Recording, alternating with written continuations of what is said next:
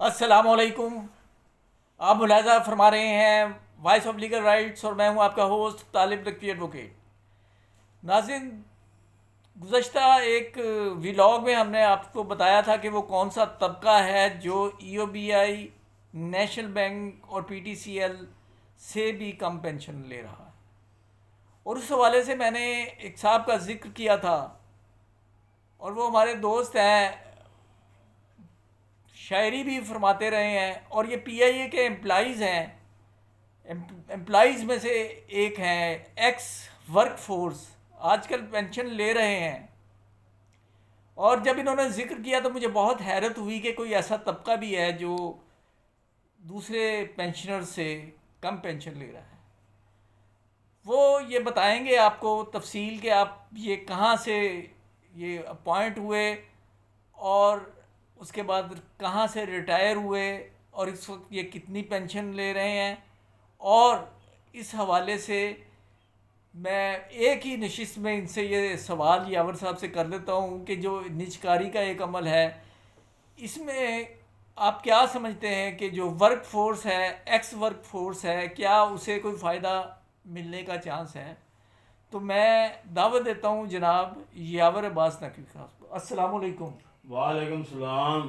یاور صاحب، جیسا کہ گزشتہ دنوں ملاقات ہوئی تھی اور آپ نے بتایا تھا پروفیشنل مصروفیت کی وجہ سے میں آپ کے پاس نہیں آ سکا، تو آج آپ کی جو رہائش گاہ پر میں موجود ہوں اور آپ نے جو کچھ مجھے کہا تھا اس حوالے سے جو میں انٹرو میں جو سوالات کھڑے کیے ہیں آپ ان کا جواب دے کر ہمیں ممنون فرمائیں.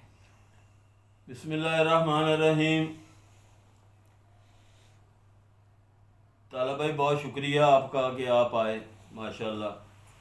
سب سے پہلے تو میں یہ کہوں گا کہ آپ جو کچھ کوشش کر رہے ہیں بہت اچھی کوشش ہے. نہ ہونے سے تو کچھ ہونا اچھا ہی ہے. لوگوں کی آواز اٹھاتے ہیں، لوگوں کی آواز دوسروں تک پہنچاتے ہیں، یہ بہت بڑی بات ہے. بات یہ ہے کہ ادارہ کوئی بھی ہو، وہ باقی اداروں کی نسبت جب نام لیں گے آپ پی آئی اے کا تو وہ ماشاءاللہ نام تو بہت بڑا ہے، لیکن جب آپ بات کریں گے کہ ہمیں ریٹائرمنٹ پہ کیا ملتا ہے تو وہ 4-5 ہزار روپیہ جیب خرچ کے علاوہ کچھ بھی نہیں ملتا. ہاں ہمیں ٹکٹ الاؤ ہیں، فری ٹکٹ ملتا ہے، علاج ملتا ہے، لیکن بات یہ ہے کہ ٹکٹ میں امریکہ جاؤں گا تو خرچہ تو میرا اپنا ہی ہوگا. میں کہیں بھی جاؤں گا خرچہ تو میرا اپنا ہی ہوگا، لہذا میں ٹکٹ کہاں ویل کروں گا؟ نہیں. یہاں تو مجھے یہ ہونا چاہیے کہ میں 50% پہ ٹکٹ سیل کر سکوں، اور وہ ticket as it is as a سب لو ٹریٹ ہو، کہ یہ نہیں ہے کہ اس پہ کنفرم سیٹ ملے گی. نہیں، سیٹ ہوگی تو ایز اے سب لو وہی رول اپلائی کیا جائے اس پہ کہ ایز اے سب لو سیٹ وہ اویل کی جائے، میں 50% پہ بیچ سکوں اسے. یا ایسا ہونا چاہیے کہ میں اگر اپنی سیٹ پہ ریٹائر ہوتا ہوں ایز اے سپروائزر، مجھے 90 days میں اختیار ہونا چاہیے کہ میں 90 days کے اندر اندر کوئی نہ کوئی اپنا بیٹا، کوئی بھانجا، کوئی بھتیجا، کوئی جان پہچان والا لڑکی لڑکا کوئی نہ کوئی اپنی پوسٹ پہ ایڈجسٹ کر سکوں. وہ میرے لیے زیادہ مناسب ہے بنسبت یہ جو قرض ہمیں جو یہ ریٹائرمنٹ کے اوپر جو کچھ ملتا ہے یہ بدنامی ہے. اس سے اچھا ہے کہ جتنی ریٹائرمنٹ والوں کی رقم ہے یہ قرض داروں میں چلے جانی چاہیے، تاکہ ہمیں یہ اعزاز ہو کہ ہم نے نہ صرف پاکستان کے لیے بہت اچھی سروس دی بلکہ ہم نے اس کے قرض اتارنے میں بھی حصہ لیا. متبادل اس کا ہمیں یہ ہے کہ یا تو ہمیں جاب کے بدلے جاب دینے کا اختیار ہونا چاہیے، یا متبادل کوئی نہ کوئی اس کا سیٹ اپ ہونا چاہیے. 70-80 سال گزر گئے ہیں لیکن ہم نے کسی چیز پہ بھی توجہ نہیں دی. جب تک ہم توجہ دے کے اس میں بہتری نہیں لائیں گے یہ ایز اٹ از مسئلہ کھڑا ہوتا رہے گا. آج آپ میرے لیے روئیں گے، کل اس کے لیے روئیں گے، پرسوں اس کے لیے روئیں گے. یہ مناسب نہیں ہے. اور نہ مہنگائی کے حساب سے یہاں کوئی تناسب رکھا جاتا ہے. ہونا تو یہ چاہیے کہ 1 تولہ سونے کی جو قیمت ہے اسی حساب سے، اسی تناسب سے یہ سب کچھ نکلنا چاہیے. تو یہ بہت چیزیں دیکھنے والی ہیں. ایز اے وکیل آپ دیکھیں قائد اعظم کو کیا ریٹائرمنٹ پہ کچھ مل رہا تھا؟ کچھ بھی نہیں. قائد اعظم کے علاوہ علامہ اقبال کو کچھ مل رہا تھا؟ کچھ بھی نہیں. کیوں؟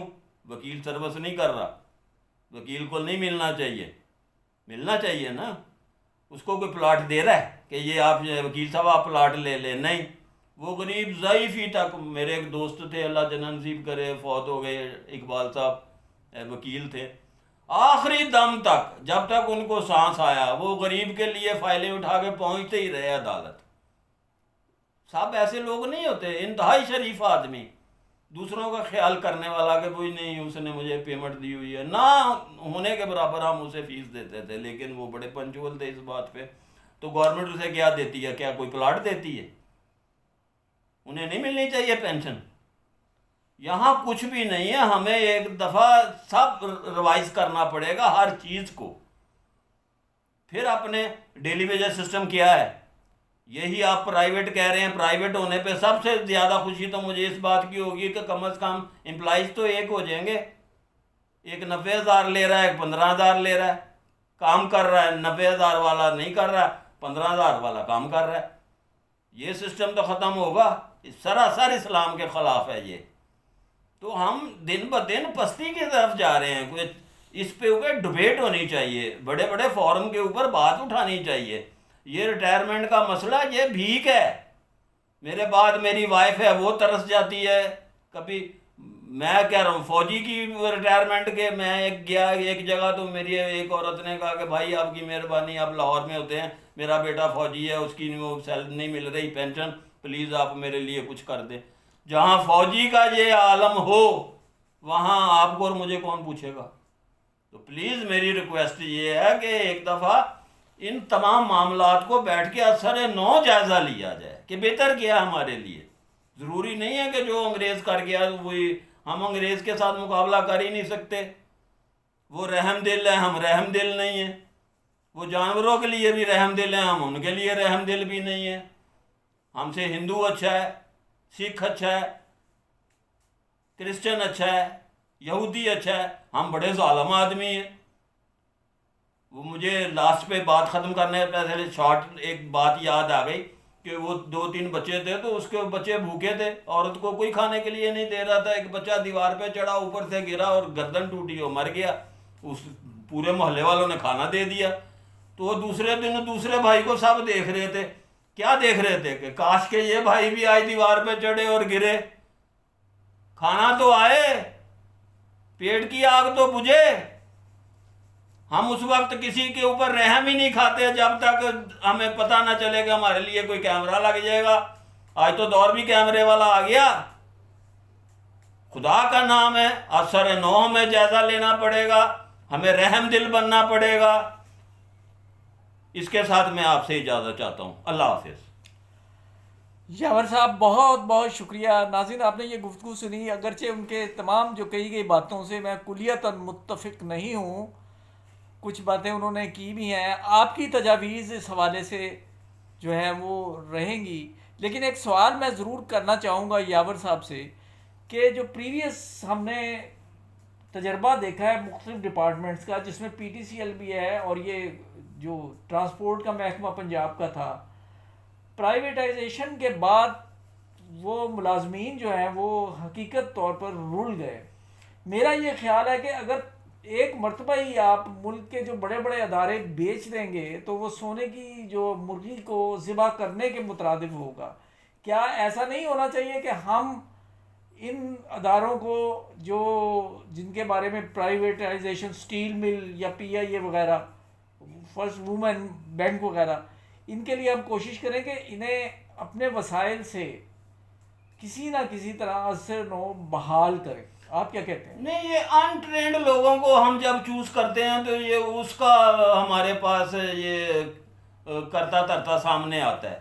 جب ہم ٹرینڈ آدمی آگے لائیں گے، مثلا میں بھی آپ خاقان عباسی صاحب آپ کہہ رہے ہیں کہ چلے گئے سیاست سے، انہوں نے بلو ایئر لائن کھڑی نہیں کی، پی آئی اے کو بہت اچھا سٹینڈ دے دیا تھا انہوں نے.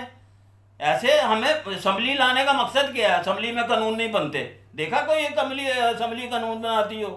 کیا ہونا چاہیے وہاں؟ یہ نہیں ہونا چاہیے فجیا تو بجلی داتے تو وہ داتے تو وہ داتے وہ دا. نہیں، ہمیں چاہیے کہ وہ مین پاور تلاش کریں، کوالٹی کس میں ہے، ان میں سے ٹیم منتخب کریں، وہ سب آ کے اوپر رول کرے آ کے، نہ کہ ہم اپنی پسند کے آدمی کو لگا دیں رول کرنے کے لیے. یعنی ان کا جو کہنا یہ ہے کہ یا تو اب اسے درست کیا جائے مکمل اور صحیح انسان صحیح جگہ پر بیٹھا ہو، ادروائز اگر انہیں پرائیویٹائز ہی کر دیا جائے تو بہتر ہے. بہت اچھا ہوگا جی، اچھا رزلٹ ملے گا انشاءاللہ. بہت بہت شکریہ آپ کا جی، آپ نے گفتگو سنی اور دوبارہ کہہ رہا ہوں کہ آپ کی آراء کا انتظار رہے گا، اور اگر آپ نے سبسکرائب نہیں کیا تو سبسکرائب کریں، بیل آئیکن کو کلک کریں. Thanks for watching. بہت شکریہ.